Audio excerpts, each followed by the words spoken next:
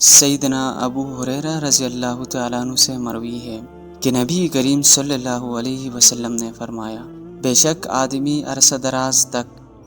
جنتی لوگوں والے اعمال کرتا رہتا ہے، لیکن اللہ تعالیٰ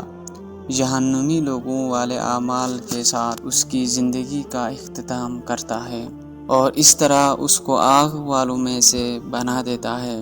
دوسری طرف ایک آدمی کافی عرصے تک آگ والے لوگوں کے اعمال کرتا رہتا ہے، لیکن اللہ تعالیٰ جنتی لوگوں کے افعال کے ساتھ اس کی زندگی کا اختتام کرتا ہے اور اس طرح اس کو اہل جنت میں سے بنا دیتا ہے۔ مسند احمد حدیث نمبر 10291۔ سیدنا انس بن مالک رضی اللہ تعالیٰ عنہ سے مروی ہے کہ رسول اللہ صلی اللہ علیہ وسلم نے فرمایا، تم پر اس چیز میں کوئی حرج نہیں ہے کہ تم کسی کے اچھے اعمال کی وجہ سے اس پر خوش نہ کیے جاؤ، یہاں تک کہ تم دیکھ لو کہ کس عمل پر اس کا خاتمہ ہوتا ہے۔ اس کی وجہ یہ ہے کہ عمل کرنے والا اپنی عمر کے طویل حصے میں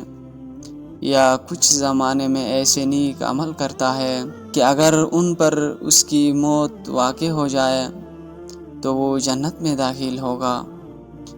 لیکن ہوتا یوں ہے کہ وہ اپنی روٹین تبدیل کر لیتا ہے اور برے عمل شروع کر دیتا ہے۔ اسی طرح ایک آدمی کچھ عرصے تک ایسے برے عمل کرتا رہتا ہے کہ اگر اسی حالت میں اس کی موت واقع ہو جائے تو وہ جہنم میں داخل ہو جائے گا، لیکن پھر وہ بدل جاتا ہے اور نیک عمل شروع کر دیتا ہے، اور جب اللہ تعالیٰ کسی بندے کے ساتھ بھلائی کا ارادہ کرتا ہے تو اس کو اس کی موت سے پہلے استعمال کر لیتا ہے۔ صحابہ نے عرض کیا، اے اللہ کے رسول، وہ اس کو کیسے استعمال کرتا ہے؟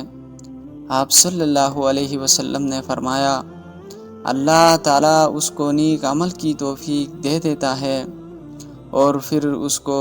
اچھے عمل پر موت دے دیتا ہے۔ مسند احمد حدیث نمبر 12238۔